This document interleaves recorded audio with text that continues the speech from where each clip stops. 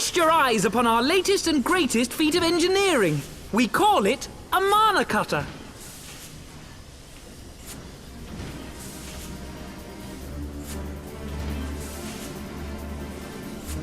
After you put down Gaius, Wedge and me struck out on our own for a bit, and started work on the successor to the tiny Bronco. Impressive little thing, isn't she? My talent for ship design has plainly rubbed off on them.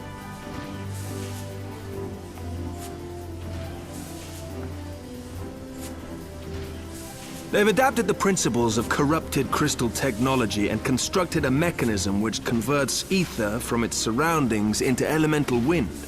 Said wind is then harnessed by the specially engineered sails, providing the craft with propulsion and lift. All in all, a most elegant solution. I'm actually a little upset that I didn't think of it myself. The design does, however, come with one small flaw. The energy conversion ratio's bloody awful. To generate enough power to get you off the ground, you need to be in an area awash with predominantly wind-aspected ether. In other words, there are a few places you can fly, lots of places you can't. The new Ishgardian airship hasn't left the boys much time for tinkering, meaning it may be a while before this particular project takes off. If you'll forgive the pun.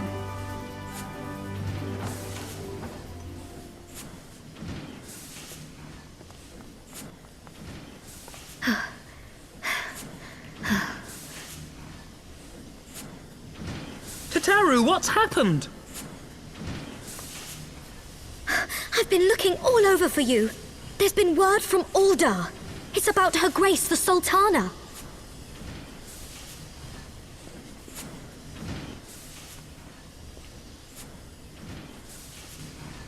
It seems you're required elsewhere. Leave the mana cutter with us. We'll see that she's airworthy and suitably equipped to slice through those winds.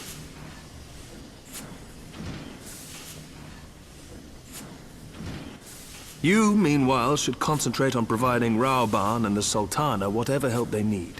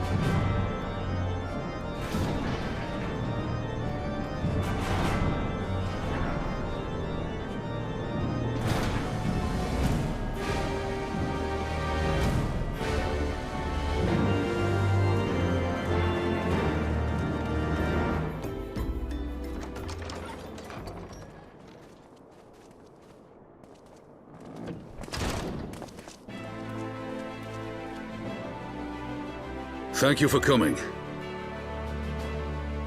No thanks are necessary, General. I trust your recuperation continues apace. I cannot complain. Thanks to Higiri and her ministrations, I've regained much of the strength I lost during my imprisonment.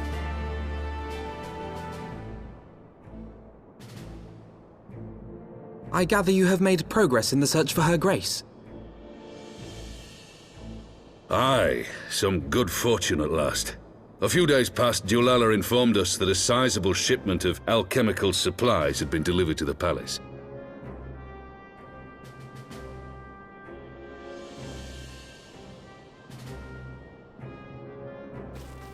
With Papa Shan's assistance, I set out to ascertain the source and nature of the shipment. My inquiries led me to Frondale's frontistery. There, I learned that an order had been placed for a curious substance designed to sustain patients trapped in death-like slumber. An invention of the former head alchemist, apparently. A death-like slumber? This cannot be a coincidence. It lends some weight to Dulala's claims, aye. Her Grace is likely somewhere within the palace, abed but alive. Before making any attempt to extricate the Sultana, however, it seemed prudent to learn what manner of substance was used to induce her torpor. To that end, I made inquiries as to the whereabouts of the one most like to have administered it. The lady-in-waiting, Meriel. We sent for you as soon as we learned of her location. All that remains is to apprehend the woman. We shall find our cat's paw in the Silver Bazaar. But we must tread carefully. The market is not the bustling place it once was, and someone is sure to mark our coming. Should they inform the monetarists, we'll have a fight on our hands. We must be prepared for the worst, and being short an arm, I thought it wise to take another in its stead. What say you, Warrior of Light? Will you lend me yours? Then I pity the bastard that stands in our way. Come, my friends, for Nanamo and for Ul'dah!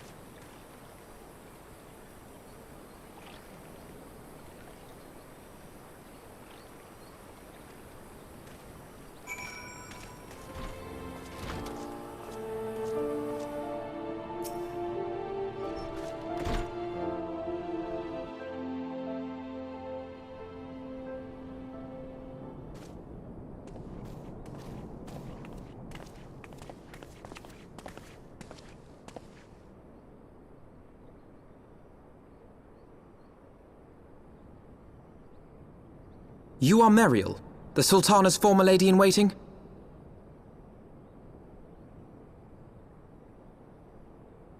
I know no one of that name. Pray excuse me.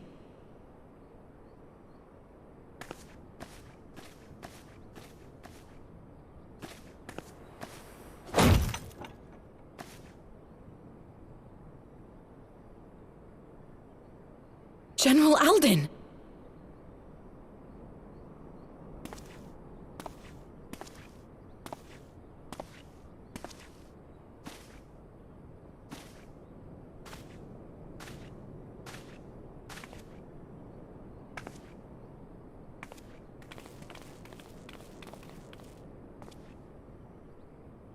We will have the truth from you, girl.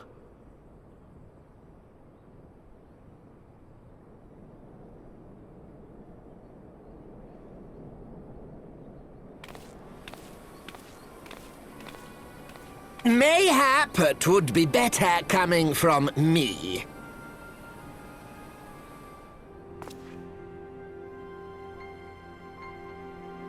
Lonorito, you'd best talk fast. As you know, Teleji Adeleji's Cartano reclamation bill was no more than a facade, a means to get his grubby little hands on that Allagan monstrosity Omega. When he learned of Nanamo's intention to abdicate, however, he was forced to amend his plans. Suddenly, assassination seemed the most promising way to further his ambitions. I am told Teleji had discovered a maid in whose veins ran the blood of House Thorn, a new, more pliable puppet to sit the throne. 'Twould have caused an uproar, of course, but few could have contested her claim.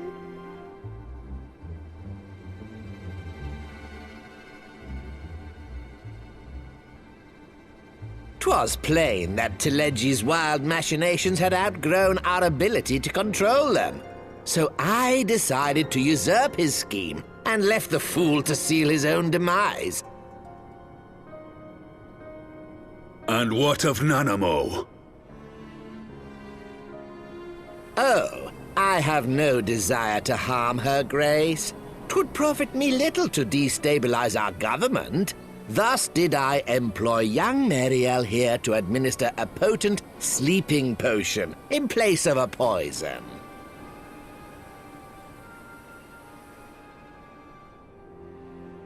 You should know, General, that your dear friend Ilberd was fully aware of my plan. I had him lie about the assassination as a means to prime your rage against Teleji. We weren't entirely sure how you would react, but things went rather better than expected.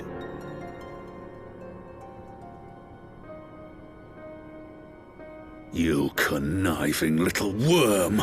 You had your claws in the Crystal Braves before their first recruit had sworn to serve! But of course, when a new game begins, 'tis only prudent to have a piece on the board. Ilberd was mine.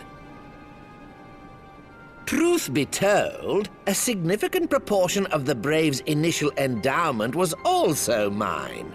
With such large sums moving about, 'twas a rather trifling matter to disguise my own contribution.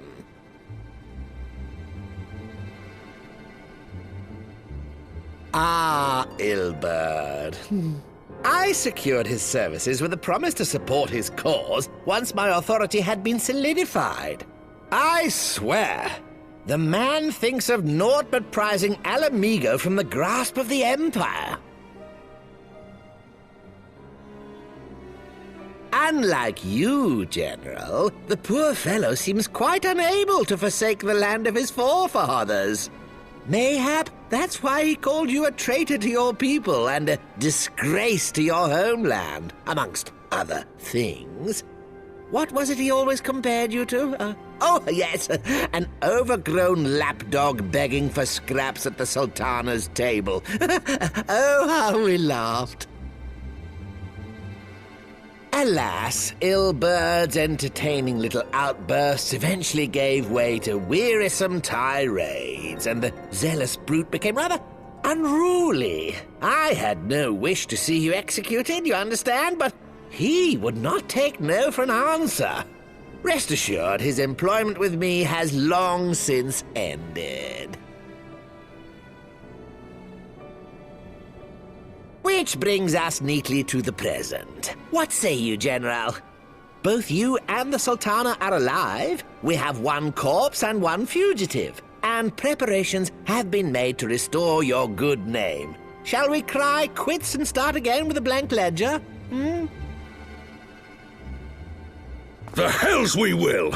Do you honestly expect me to forgive and forget? After all you've done? You're guilty of high treason! Stay your blade, Master Alden.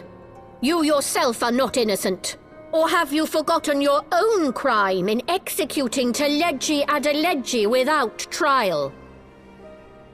Though you acted out of loyalty to the Sultana, such deeds are in violation of both the word and spirit of the law.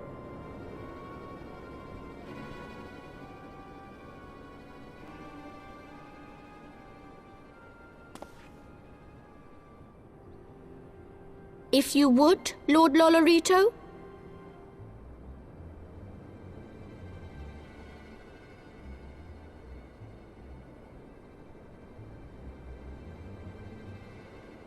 This potion will wake the Sultana from her slumber. Consider it a gesture of conciliation. You will find Her Grace resting comfortably within her private chambers. Should you doubt my word, I shall willingly accompany you to the palace as your hostage.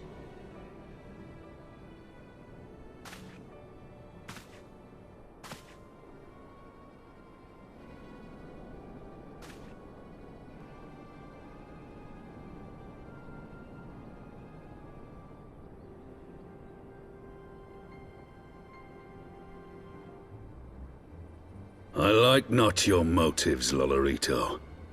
But you saved the Sultana's life, and for that, you have my gratitude.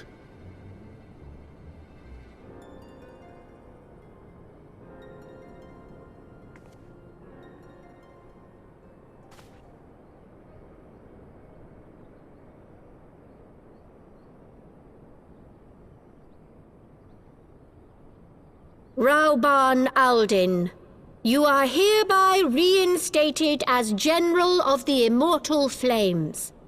The citizens of Ul'dah shall once more be united under Nanamo Ul'Namo, and together we shall usher in a new age of prosperity.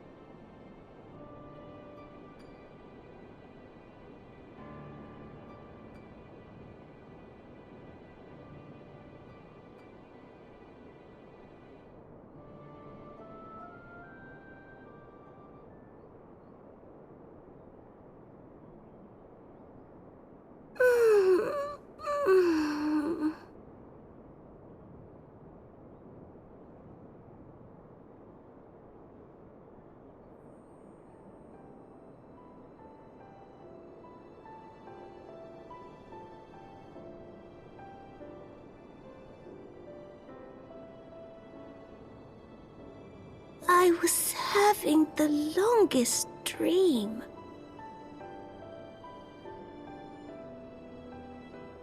"'Tis time to wake up, Your Grace. Another day begins in Thanalan, and the sun blazes bright upon the sands.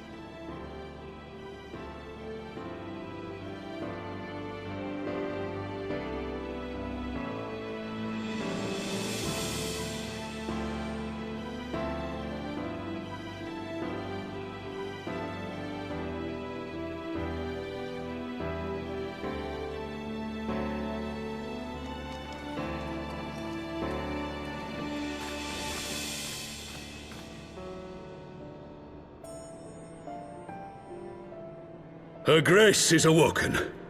The palace physician assures me she is none the worse for her slumber.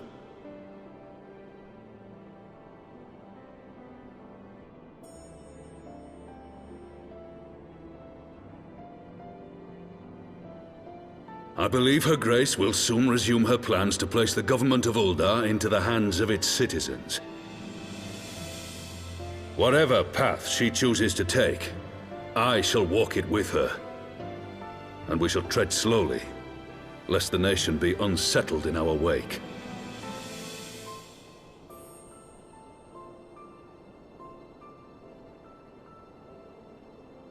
Her Grace's compassion is a shining beacon to us all. But what our city truly thrives upon is competition. 'Tis in the struggle against our rivals that opportunities are seized and fortunes made. And with the Empire on the offensive once more, now would hardly seem the time to turn our system of government upon its head. Are you privy to new intelligence, my lord?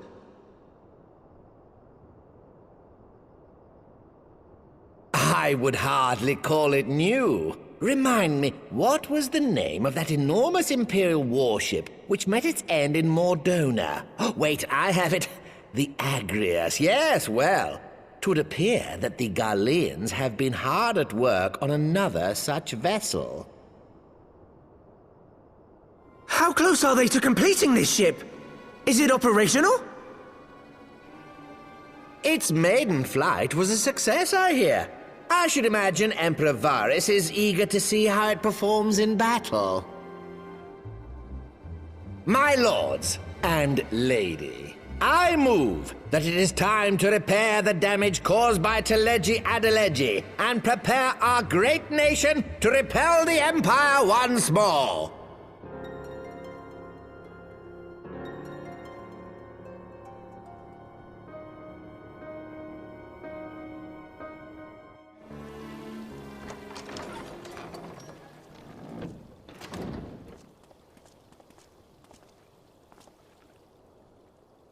"'Tis well that the Sultana has awoken. The Syndicate yet needs to put its house in order, but 'twould seem the worst of the confusion has passed. Uldar has taken control of its future, and I must do the same.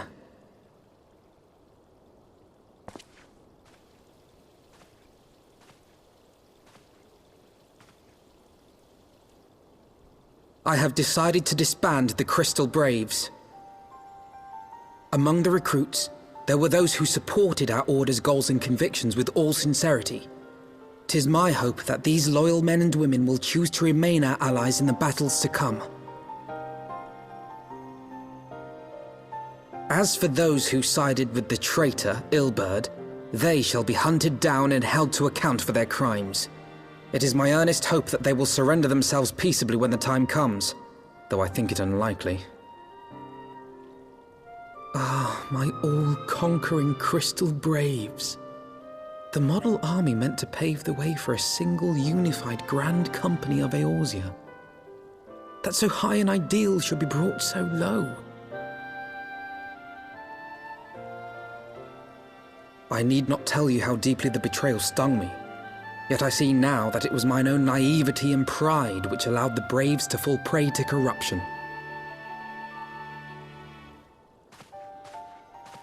As ever, It is to your own shining example that I turn for inspiration. Like you, I mean to stand firm in the face of hardship and give mine all for the cause. Let us resume the search for our missing comrades, that we might come together to shine the light of dawn across the realm once more. The role of Crystal Brave Commander suited me ill, and I shall play it no longer. Henceforth, I shall be no more or less than Alphino, proud member of the Scions.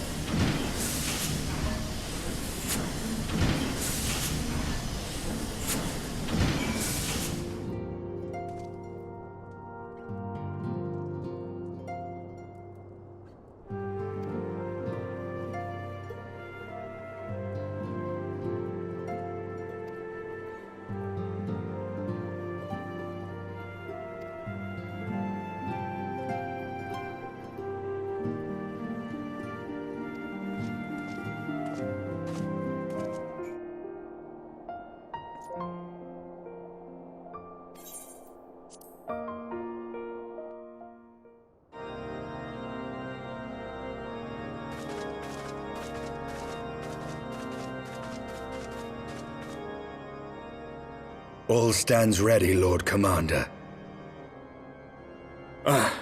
The moment has come then.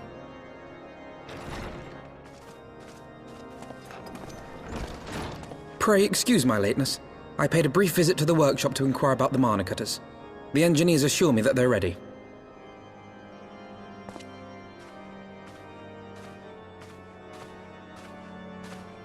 The area is now but a short flight away.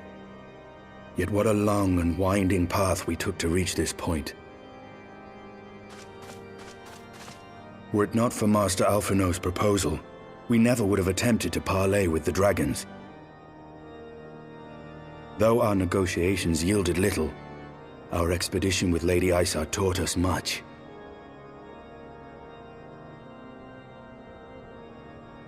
You took an unimaginable risk.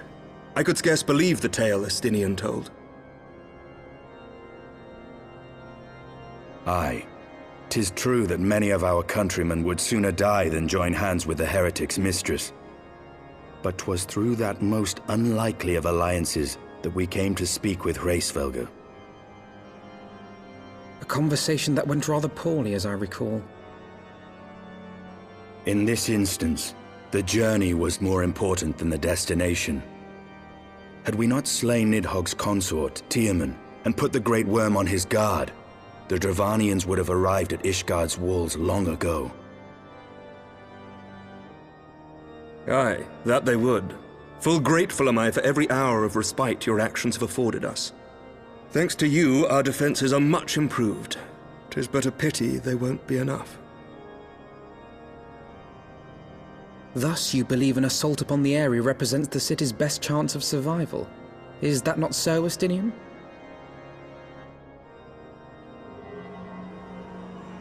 I am under no illusions. Nidhogg's might is legendary. But with his eye in my possession, I can stifle his strength at the source. Victory will be hard won, even so. And I shall be glad indeed to have the Warrior of Light at my side. You shall have my blade as well. There are more of these mana cutters to be had, yes? Lord Commander, no! How can I, a proud knight of Ishgard, stand by and do naught while an outsider risks life and limb for our homeland? I swore an oath to protect this city. Pray leave the slaying of dragons to dragoons, Sir Knight. Your duty to command the city's defense is no less vital. Should we fail, and Nidhogg slip through our grasp, who then will hold the walls against him? Will you leave Ishgard in the hands of the Holy Sea's zealots? There are others. Who but you has the authority and the standing to orchestrate a city-wide defense? I do not, and neither does the Warrior of Light. That is why it is our place to fight, and yours to remain here, Lord Commander. What? You too, Master Alphino? By the Fury! You have shown some promise, but this adversary is far beyond your skills.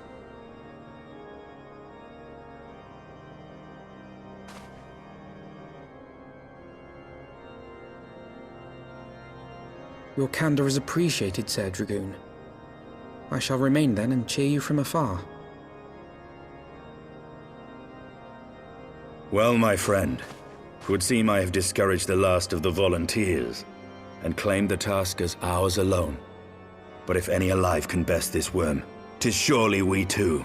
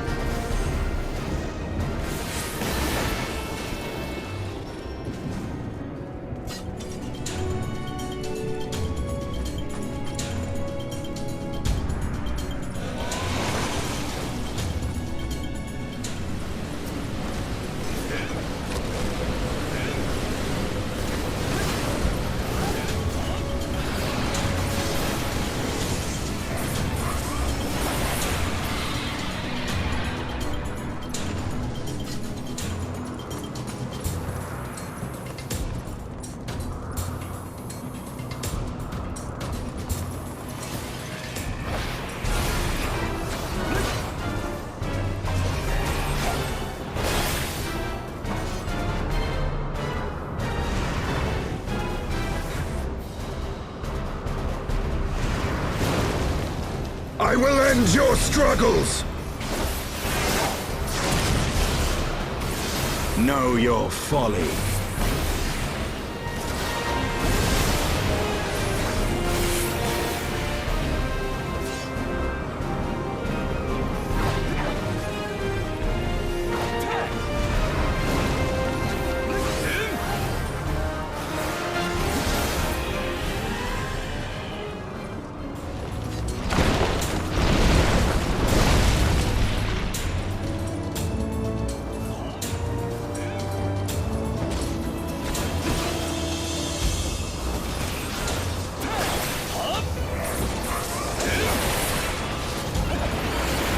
Taste my lance!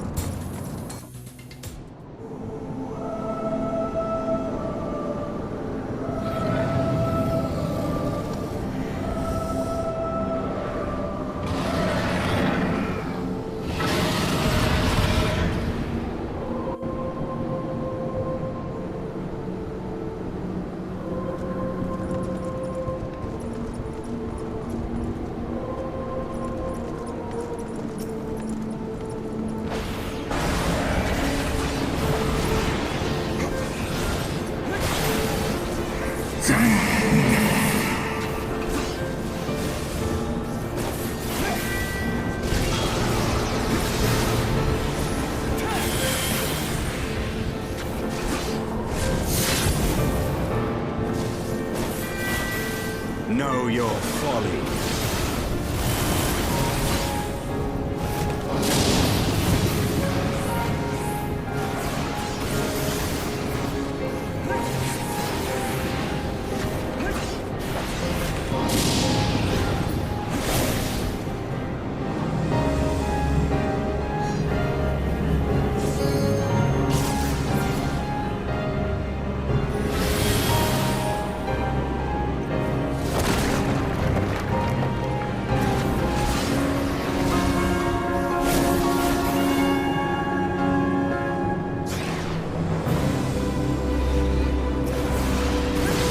Is down.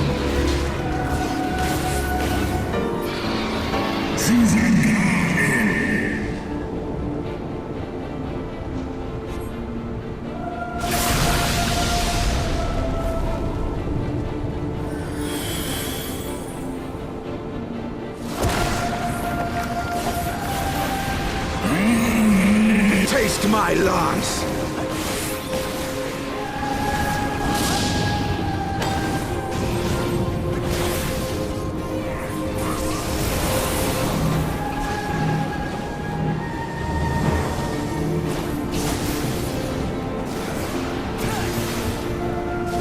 Your guard is down.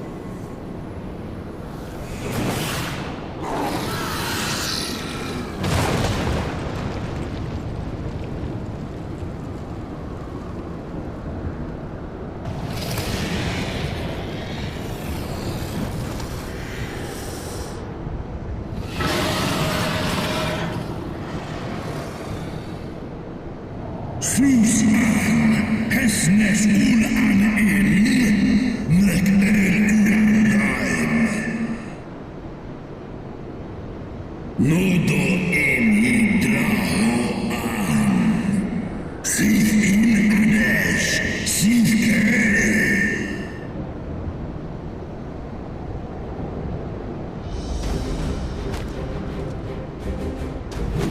No, worm! This ends here!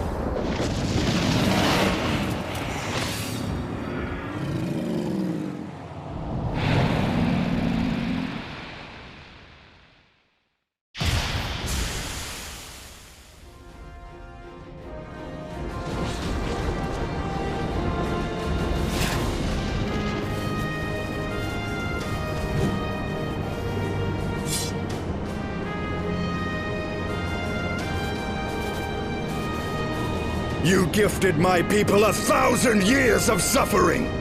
Now I gift you an eternity in darkness.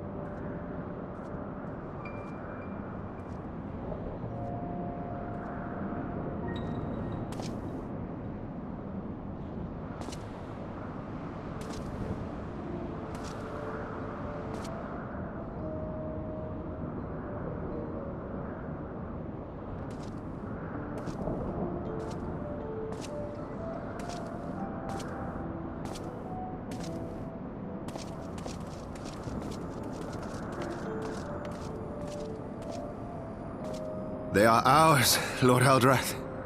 The eyes of Nidhogg.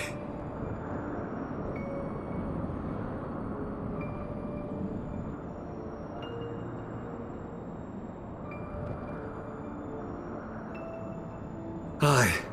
The worm lies broken and my father is avenged. With the wellspring of his vitality thus denied him, Nidhogg shall not linger long in this world. But behold the terrible price we have paid. My sire is dead. So many brother knights slain. We traded our honor for the strength which now courses in our veins. And still we are forced to make such sacrifice. But not in vain, my lord. Hraesvelgr is the only great worm left in Dravania, and he dares not leave his lair. With Nidhogg's eyes in your possession, who now can challenge the might of Ishgard, ascend the throne, and take your rightful place as the ruler of our people?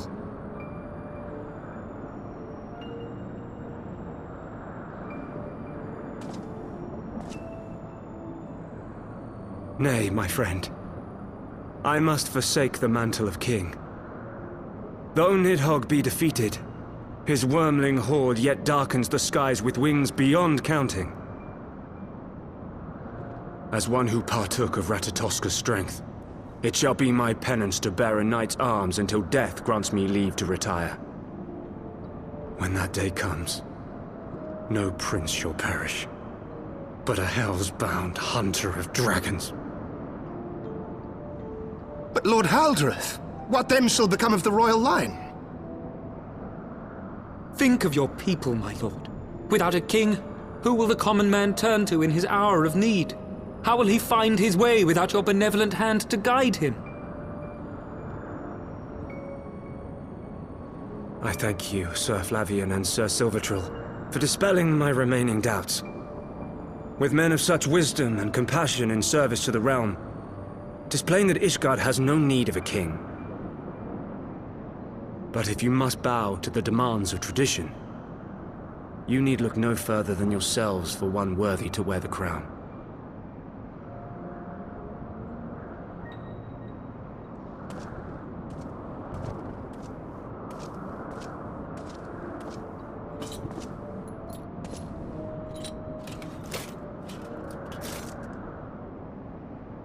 Fare thee well, my brother knights, my loyal friends. On these shoulders shall I bear the weight of my father's sins. With this lance shall I repay the debt accrued through our misdeeds.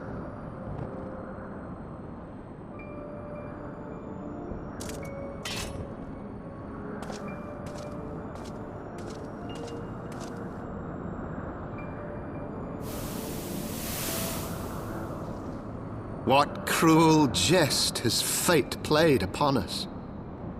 Have we seized this desperate victory only to lose a king? We can but act as our lord has bid. We few who remain must divide between us the rulership of Ishgard and her people.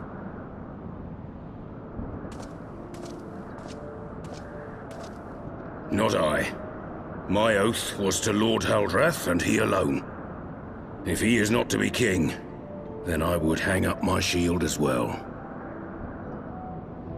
Will you abandon us too, sir?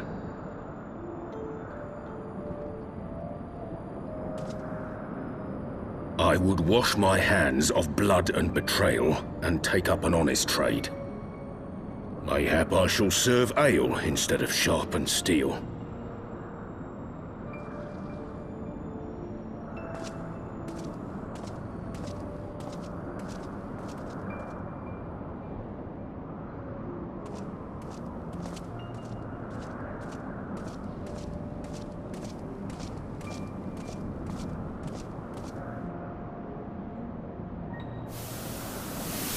We four, then. Forton, Heilenart, Dyrendare, and Zemail. But 4 houses to rule all of Ishgard. And what of the throne? We keep it empty. Until the day a king rises once more. We must assume the role of stewards. We shall shape our nation anew with a history of our own making, and let the truth of this dark day die here, upon the battlefield.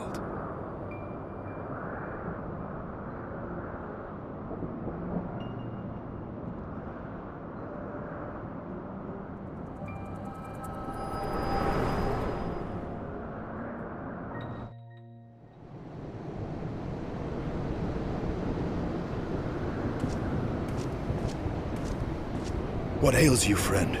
Are you wounded?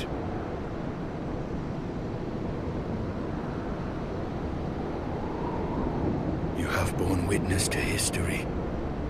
To the culmination of the first battle with Nidhogg. The legend of Ishgard's founding tells that our ancestors were led to the land of Kurthus by the valiant King Thordan. In the midst of their journey, they came to a wide chasm, where they were set upon by a great worm, Nidhogg. A furious battle then ensued, with Thordan leading the van. Though the brave king was slain defending his people, his son, Haldrath, the first Azure Dragoon, fought on undaunted.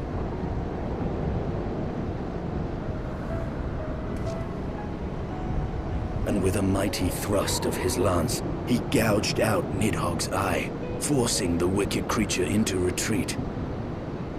Thus, did this eldritch orb become a sacred treasure of Ishgard, lending its power to every knight deemed worthy to bear the title of Azure Dragoon. A rousing tale, is it not? Would that I could still believe it. But your vision, which we must accept as immutable truth, leaves no room for doubt. Save on one point. If Huldreth took both of Nidhogg's eyes, then how came this eye to be lodged in the worm's skull?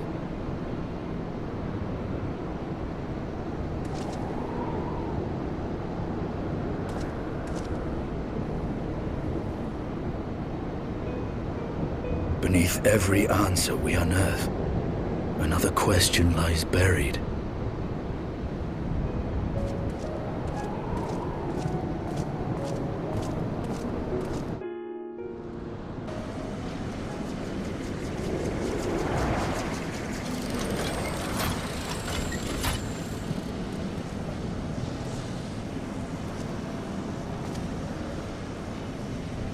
'Twas a fierce battle, but one I knew we would win.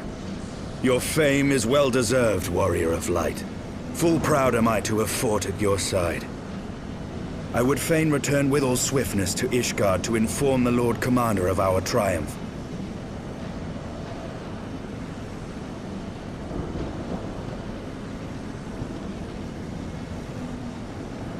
But we must first have words with Hraesvelgr. There are parts of this tale that the worm has kept from us, and I would know wherefore.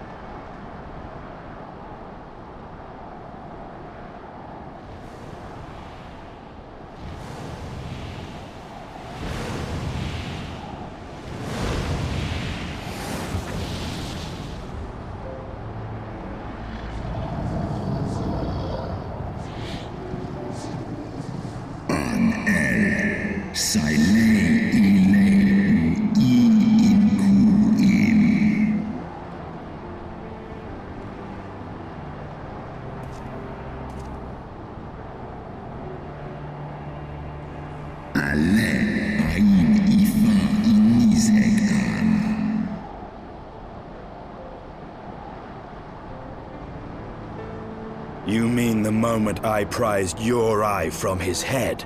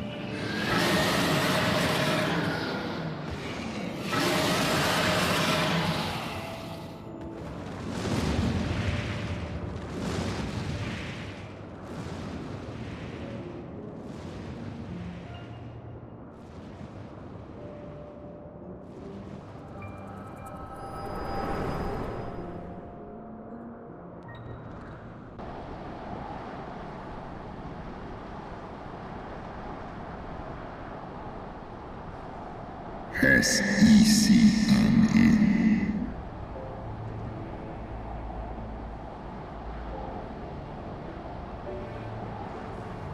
It was yours.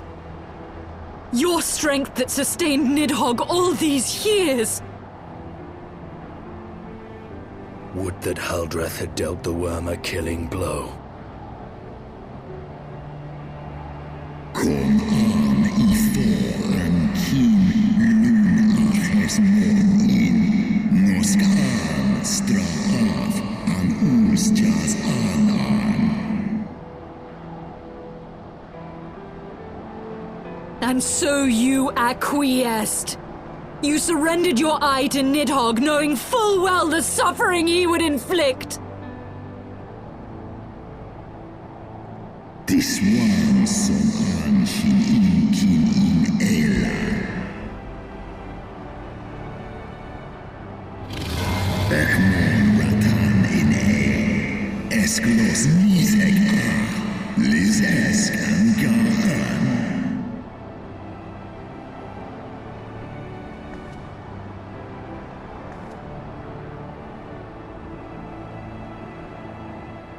I'm fire. Call man. Tolos ineskla.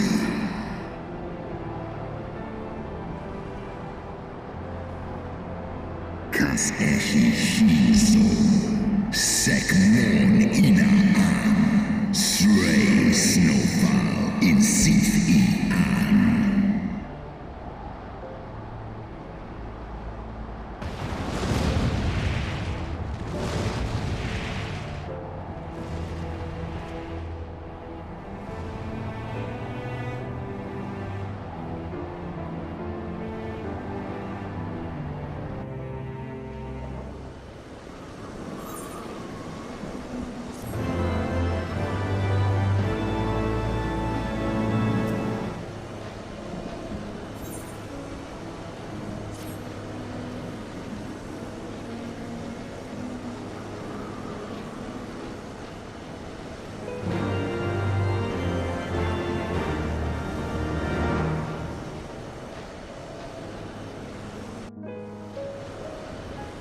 'Twas my life's goal to slay Nidhogg. But I find there is little joy to be had in its accomplishment. But you have rid the world of a hate-filled creature, and ended a bloody war in so doing. I lost my family to Nidhogg's flames, and 'twas with fury in my heart that I took up the lance. Every blow I struck in the name of vengeance. We were not so different, he and I. I will not judge you for your deeds. I have not the right. Too many innocents have perished in the name of my greater good. Yet even with all that has passed, the tale is incomplete.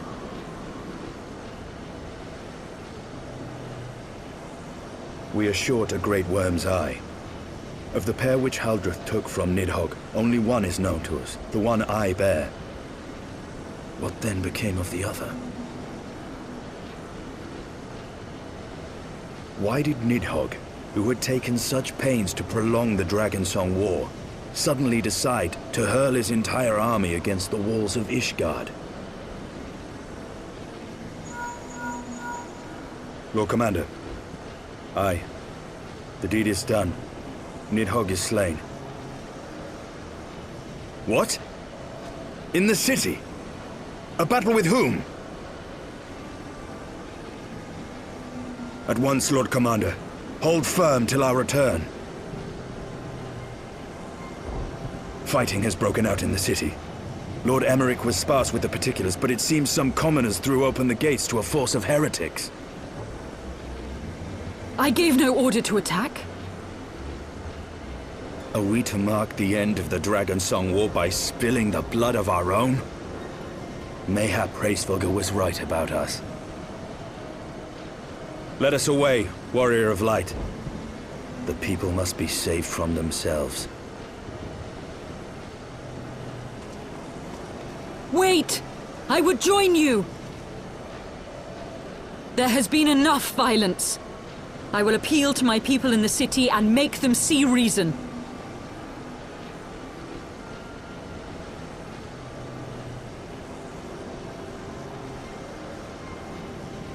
Come then, Lady Iceheart.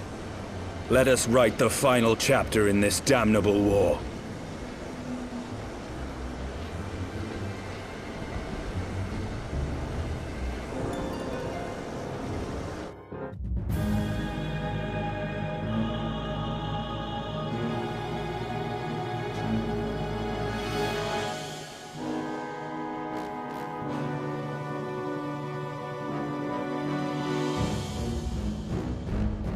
A small army of heretics has invaded the city, Your Eminence. But there is no cause for concern. A sizable contingent of our soldiers is already in place to repel the Dravanian assault, and the intruders will soon find themselves outnumbered and outmatched. Our plans proceed apace, then? Yes, Your Eminence. This unrest shall serve to feed the people's fear of the heretics and the dragons both. And lend renewed fervor to their prayers for deliverance. Very good. Grant our guests what time they need to sow a measure of chaos, then order the Temple Knights to crush them. Your will be done.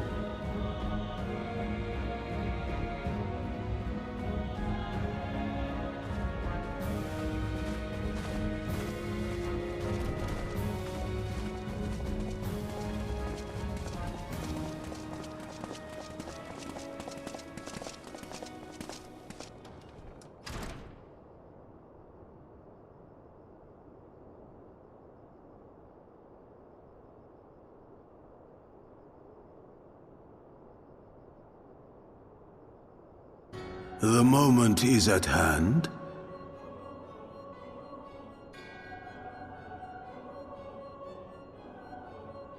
Excellent. All shall soon be in alignment.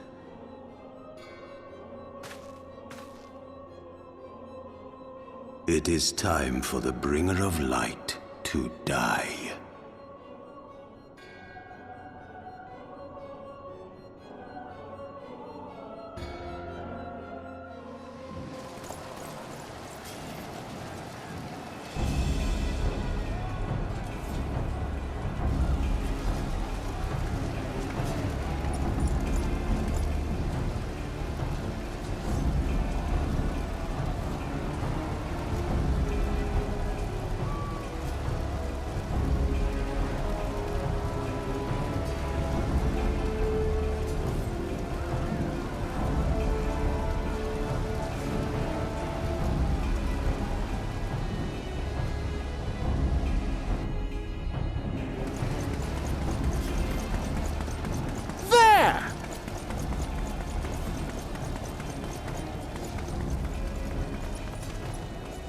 lads! Sheathe your swords! There is no need for further bloodshed! My lady! She has come!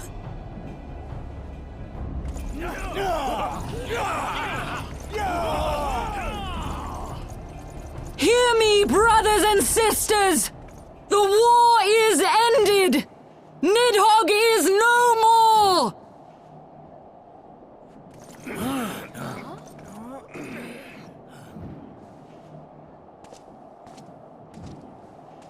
Aye, it is so!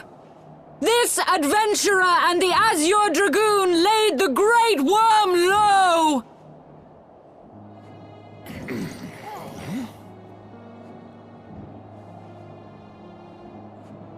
The endless cycle of violence between man and dragon was born of our forefathers' treachery.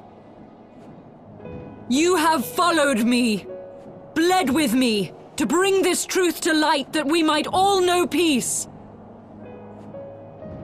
But Nidhogg is dead. Nidhogg is dead, my friends! He who bore such hatred towards Ishgard is dead! Let his hatred die with him, I say! Let us sheathe our swords and go in peace! Have we lost? No, my friend! Far from it! At long last, the peace for which we have so desperately fought is within our grasp, and I, for one, would not forsake it!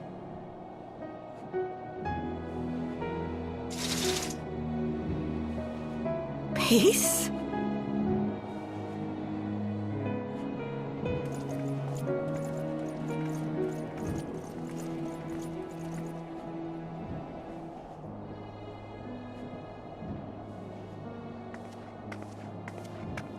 Seize the witch! Let none escape!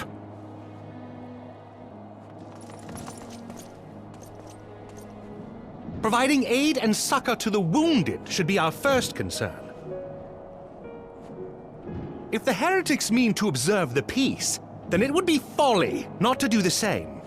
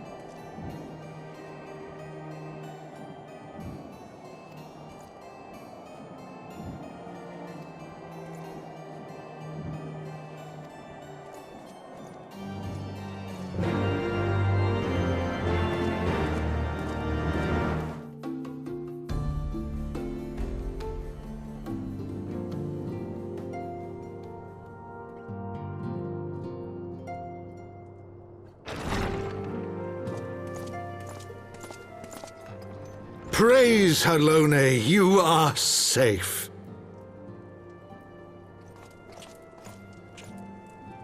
My safety was never in doubt, Father, for I had the Azure Dragoon and the Warrior of Light by my side. We bring the most wonderful tidings.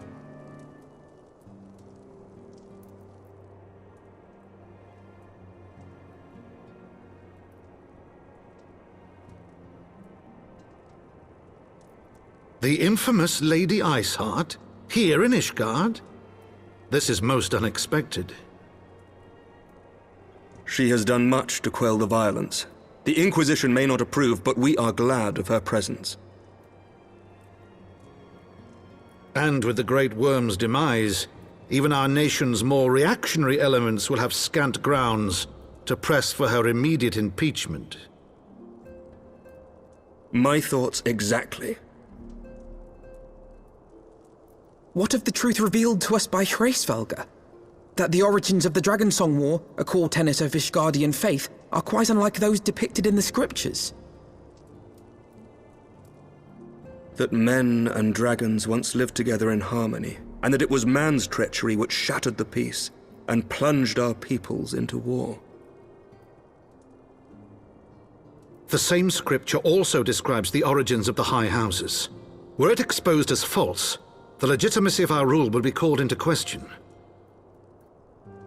If both Highborn and Lowborn can trace their ancestry to Thordan and his Knights 12. But a single sip of dragon's blood is required to confirm their lineage.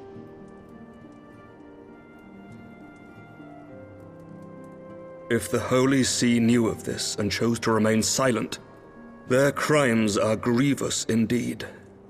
Regardless, this state of affairs cannot be allowed to continue.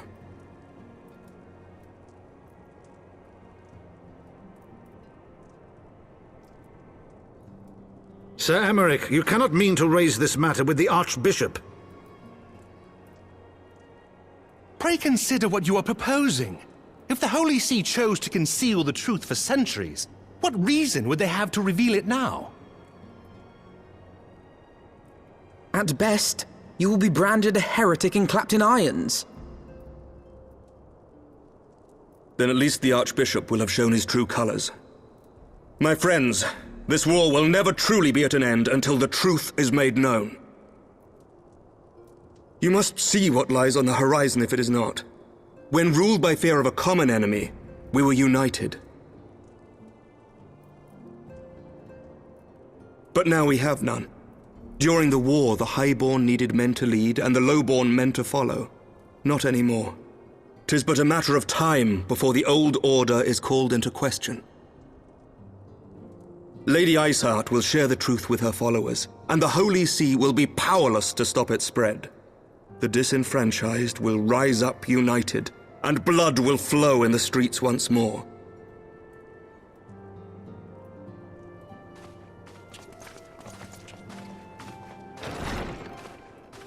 A divided Ishgard will not survive.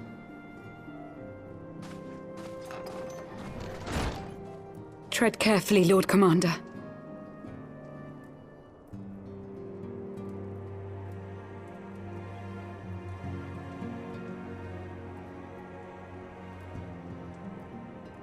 My lady, is it wise to let him go? I sympathize with the Lord Commander's desire for reform, but to approach the Archbishop in this manner bespeaks an idealism to which I did not think Sir Emmerich prone. Though he comports himself as a realist, he has long dreamt of reform.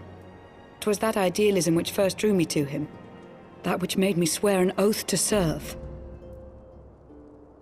We must not think of ways to hinder his cause, but rather ways to aid it, even should the Holy See cry heresy. You cannot mean... If the Lord Commander does not return from the vault at the appointed hour, I mean to go and fetch him. Have care, my lady. Your words border on treason. Should they reach the wrong ears, you will be declared an enemy of Ishgard. That is a risk I am willing to take. Lest you forget, my lord, I am not born of this land. My loyalty is to the Lord Commander alone. But I speak only of what may come to pass. If the rumors regarding his heritage are to be believed, we have naught to fear.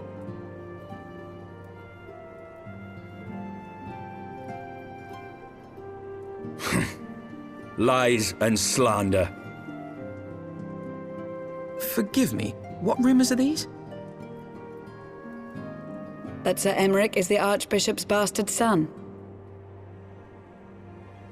Senior clergy are not permitted to marry and sire children. But even the holiest among us are not immune to temptation. I labour to believe it. Sir Emmerich is truly the Archbishop's son. He has never been publicly acknowledged as such, but the rumors have plagued him since childhood. That he rose to his current position, despite being despised as a bastard and accused of profiting from his father's influence, bespeaks the quality of his character. It is my hope that on this occasion, the burden of his birth will work in his favor.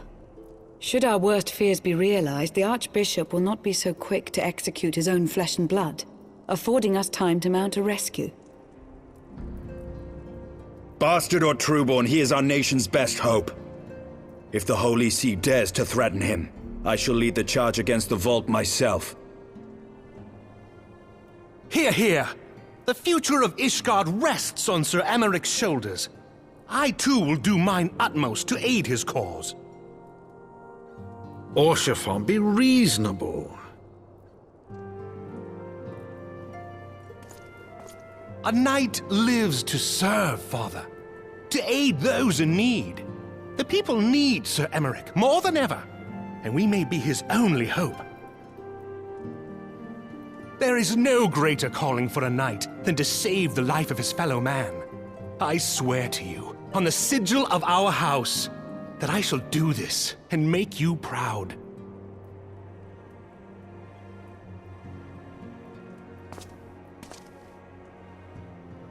Even you?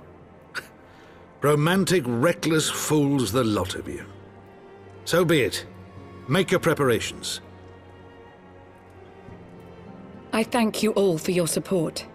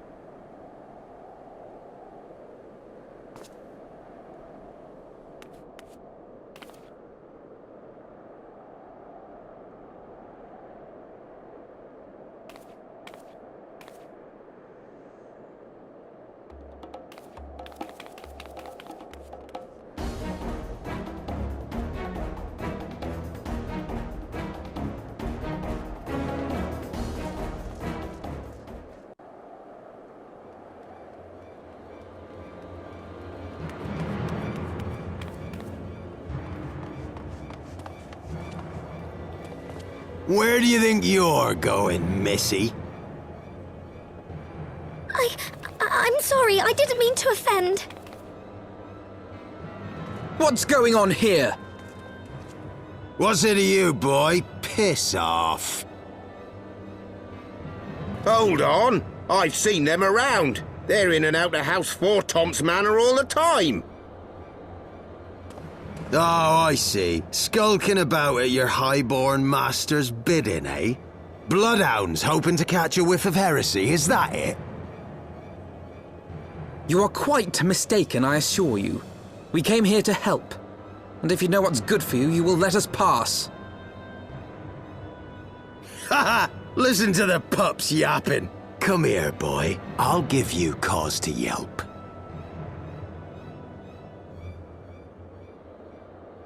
Enough! Leave threatening women and children to our betters. We don't have the knack.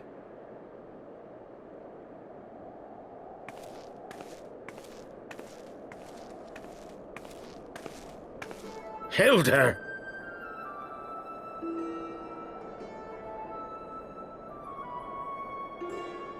Lay a finger on the Blue Blood's pups, and you're like to lose the hand.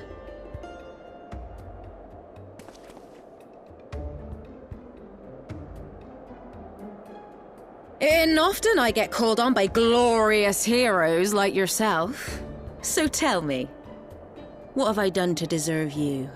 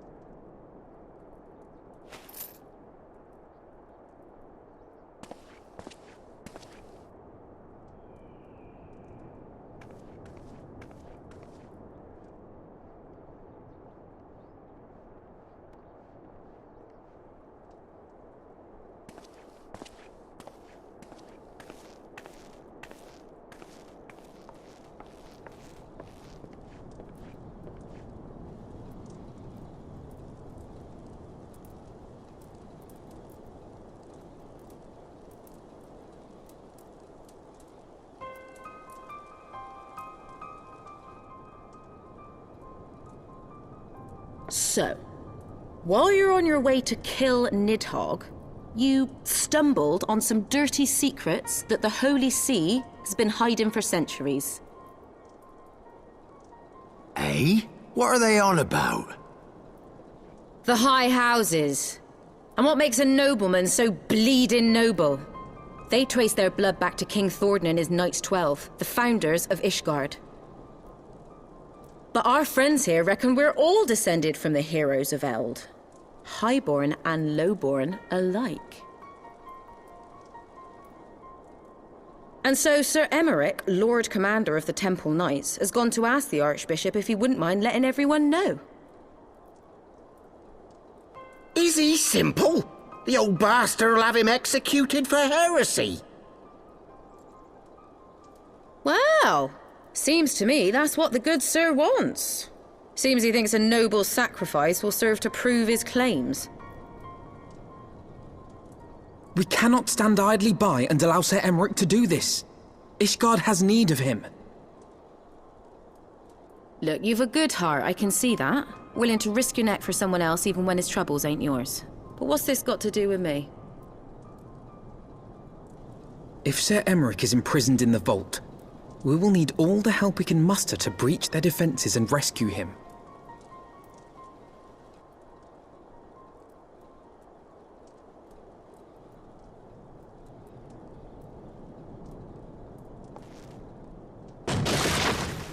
What in the hells?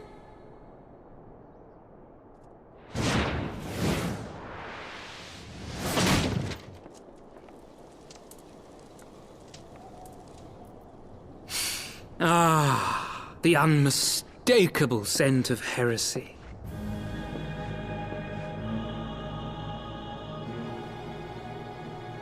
And what do we have here? The honored guests of House Fortom consorting with the Queen of Rats.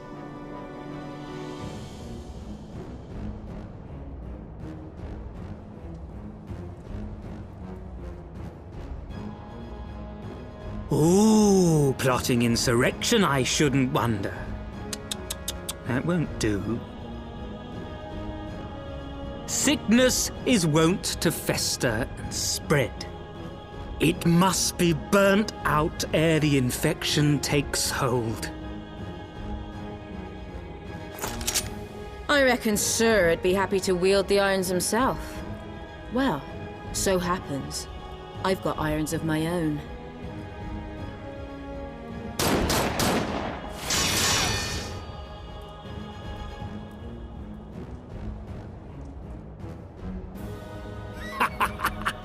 Such simple creatures, rats, certain to attack when cornered. Let us step outside, milady. In here, your toys could hurt someone.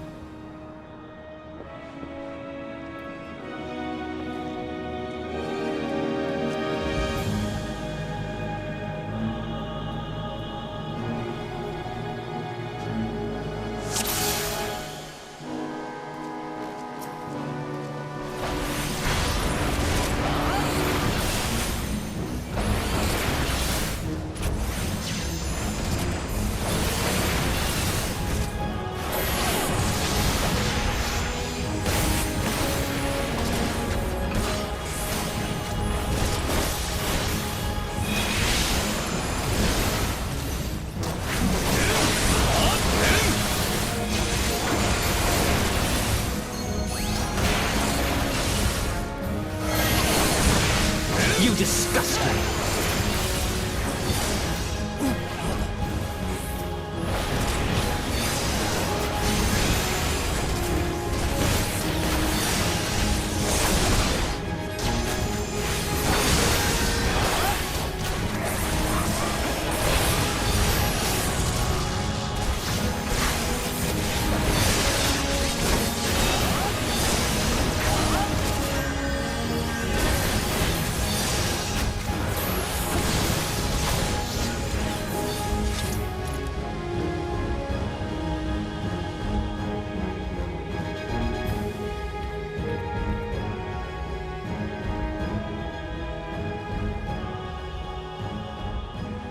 There's no denying your gifts. A well-deserved reputation indeed.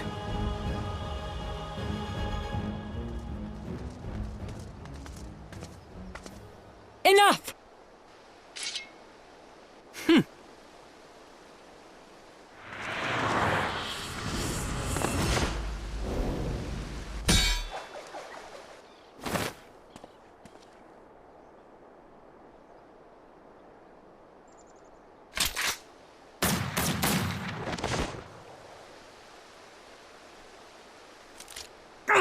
Lucky bastard. Nay, 'tis we who are lucky. Had we fought on, 'twas but a matter of time before our conflict claimed the life of an innocent bystander.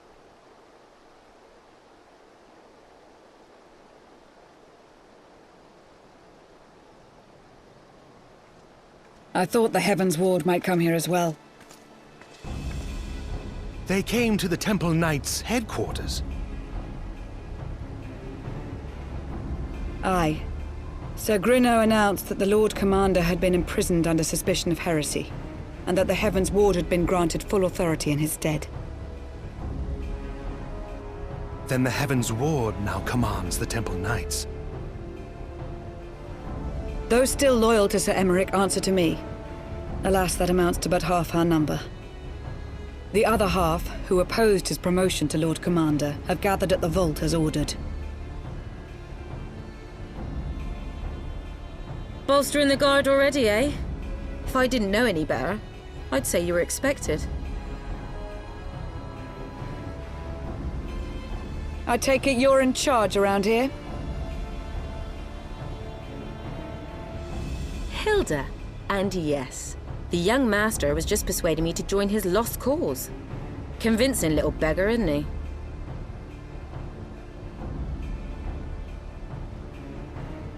Aye. Your passion moved me.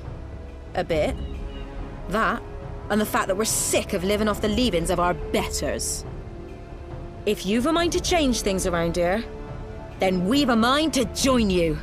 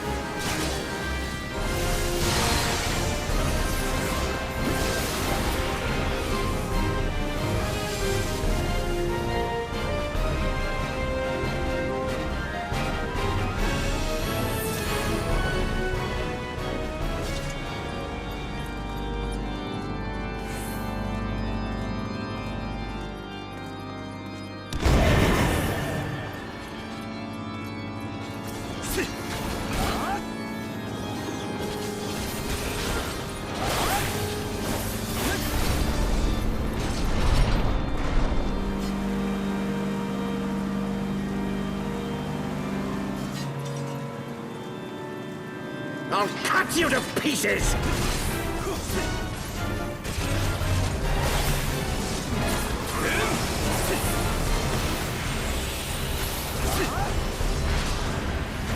I will not yield to you!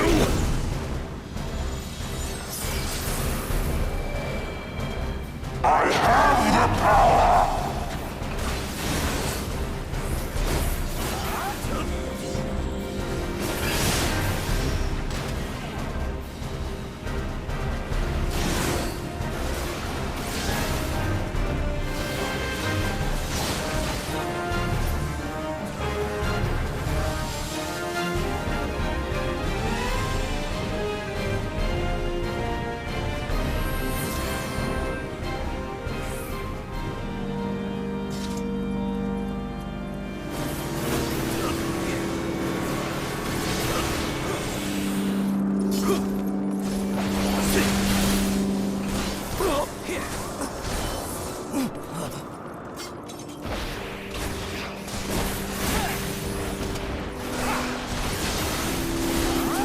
Away with you!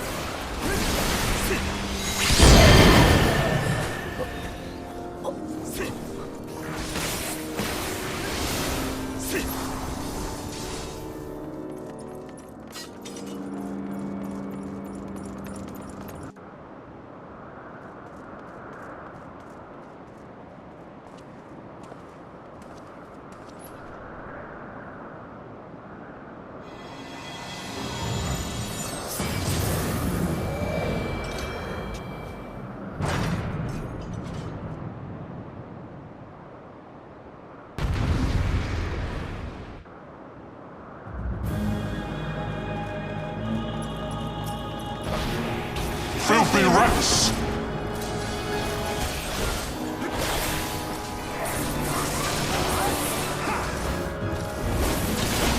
Bear witness!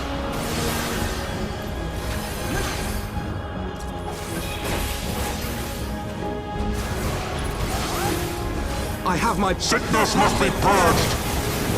For the House of Leveilleur! Be on with you!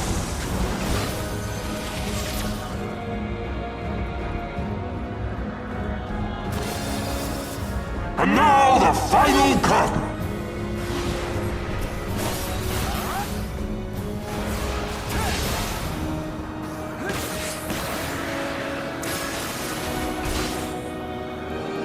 Away with you! This shall be a mercy. You disgust me.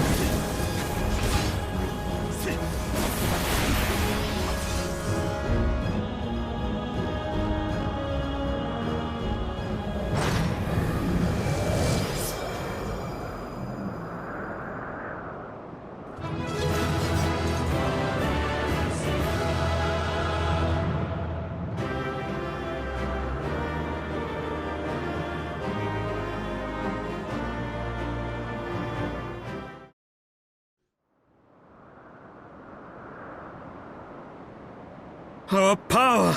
How can this be?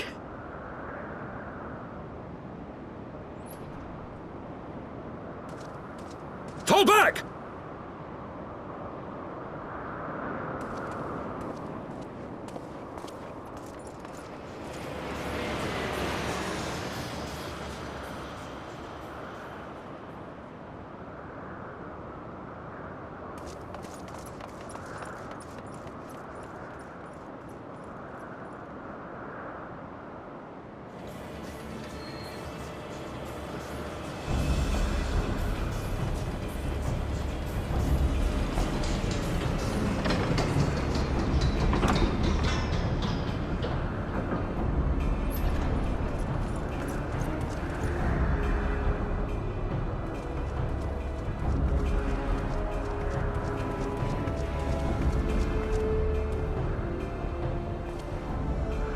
Father, please!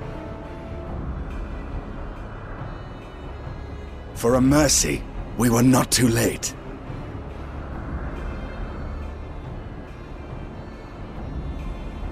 Why must you do this, Father? Nidhogg is fallen. There is no need for further deception. Now is the time to renounce the lies which led us down this path. To start anew!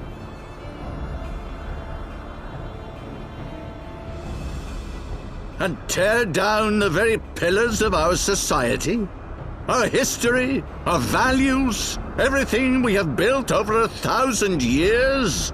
A fool to the last.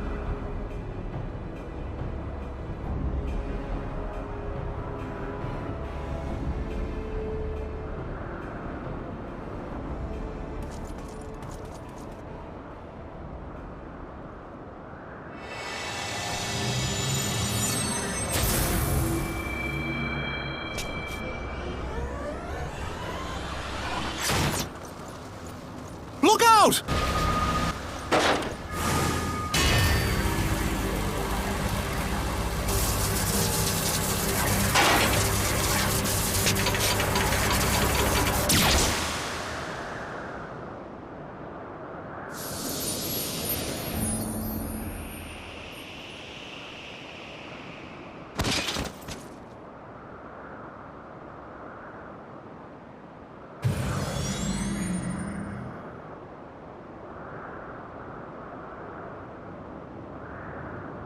Go. Asisla awaits.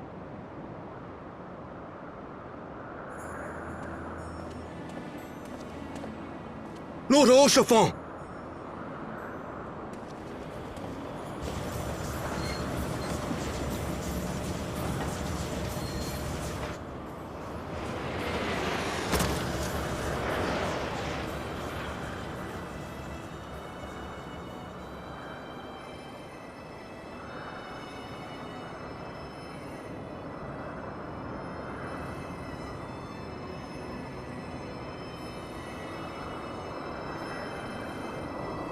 It's no good. The wound is too deep. It refuses to mend.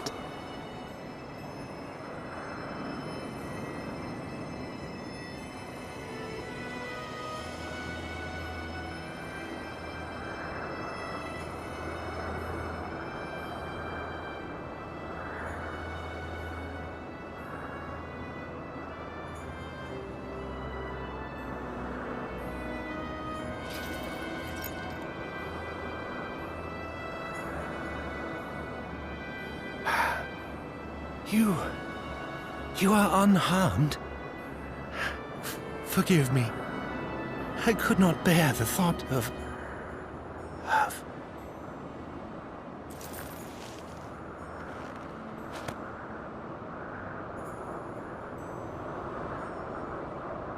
Oh, do not look at me so. A smile better suits a hero.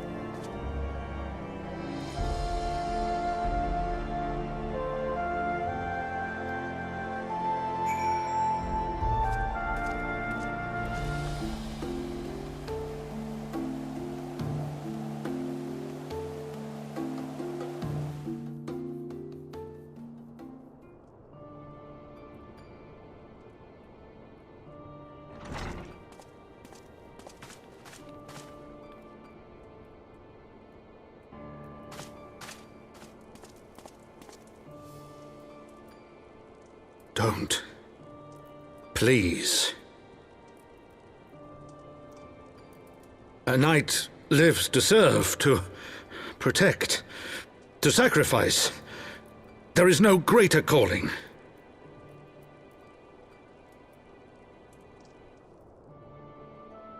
Leave me to mourn and give chase, for my son and for the nation he loved. Go!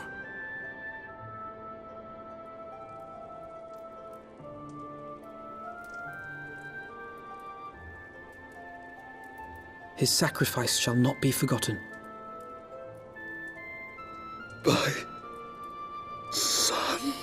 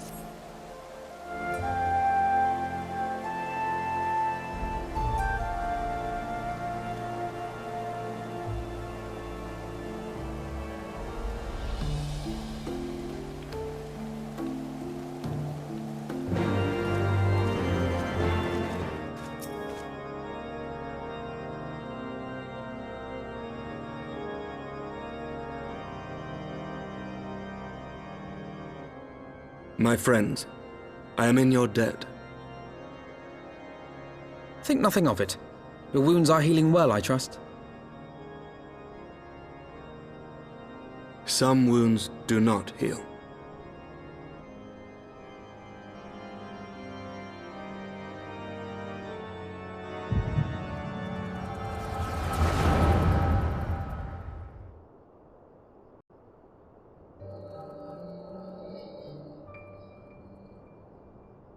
The Founding.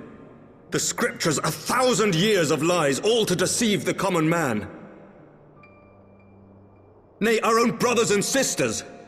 For the blood of the Knights 12 flows within all our veins. You knew this to be true. You knew, and you concealed it.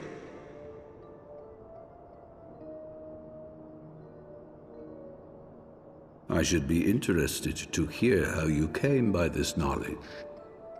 But yes, you have the right of it.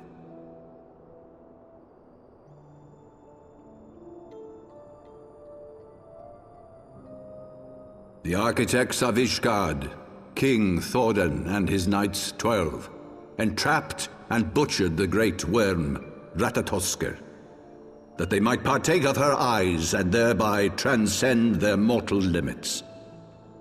Upon learning of their treachery, Nidhogg was consumed with a murderous and justified rage. I dare say you know what followed. The great worm slew the king and half of his knights. Aye, but Nidhogg was subdued, and his eyes plucked from their sockets by the knights that remained. Their one mistake was to show mercy. For from his brother Hreysvelgr did Nidhogg receive a new eye, thus rejuvenating his form and empowering him to embark upon an eternal quest for vengeance. Whilst Thordan's son Haldreth took one of Nidhogg's eyes and learned to wield its power in defense of his people. Thus was the first Azure Dragoon born, and ever since that time, his honored successors have risen to drive Nidhogg from our lands whenever the worm has returned to plague us.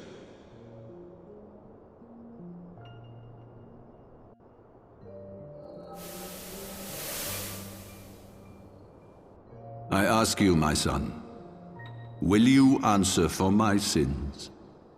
Will your son and his son answer for me as well? What do you mean? If a man cannot atone for his sins in the course of his all too fleeting life, must his progeny then be held to account? Must every subsequent generation be judged as well?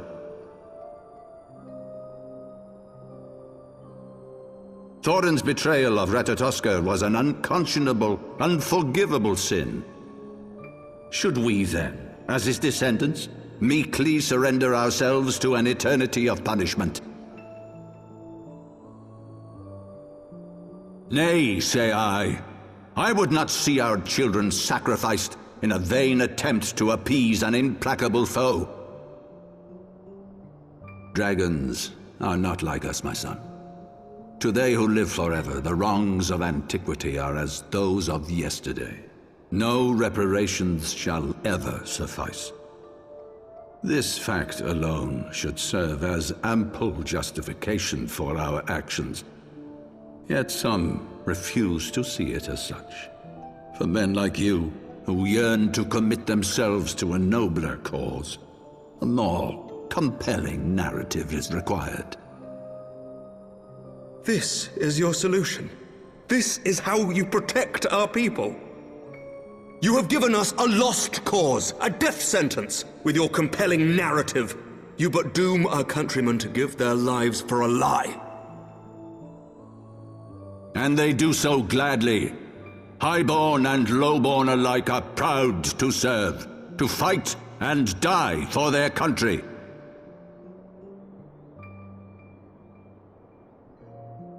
And what would you say to them? What would you tell the wives who have lost their husbands?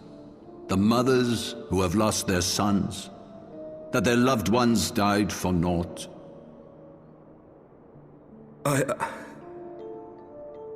Over the course of 1,000 years, countless men have donned these robes, and every one of them came to accept the necessity of this solution. Once, I hoped you might come to accept it as well.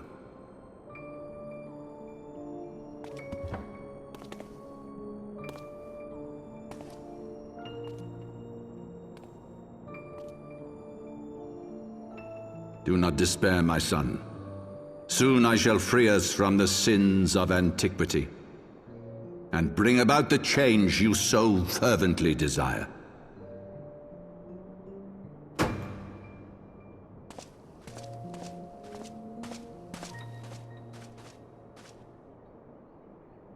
If he has spoken with others, I would have their names. Escort him to a cell and question him thoroughly. Your Eminence.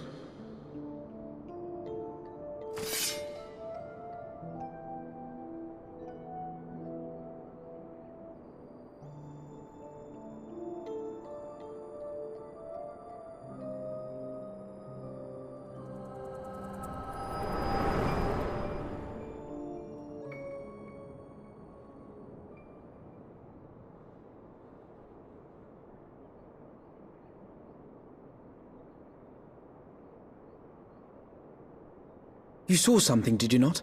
A vision of the past?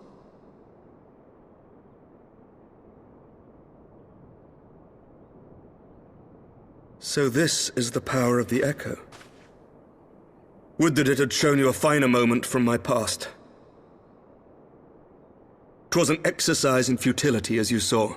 Faced with the firmity of his conviction and his many ready rejoinders, my words deserted me. To be frank, I am embarrassed to recall it.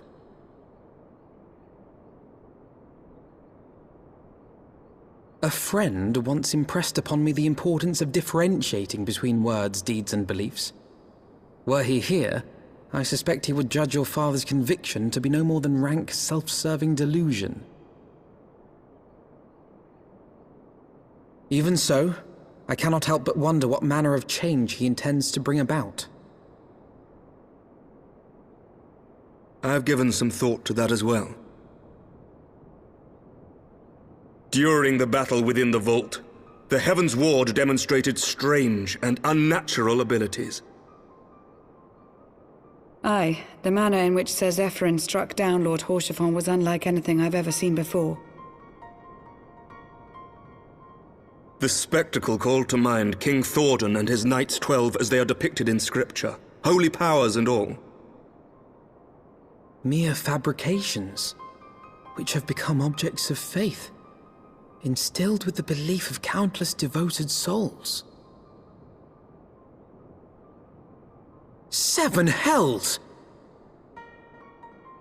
If Lady Iceheart can use her own body as a vessel for summoning, I see no reason why others could not. Are the Heavensward truly so reckless? Unbelievable! As they fled, my father spoke of Aziz La. Though I know not what he intends, I fear no good shall come of it. His ambitions are too great, and his minions too powerful. We must find the Heavensward and stop my father before it is too late.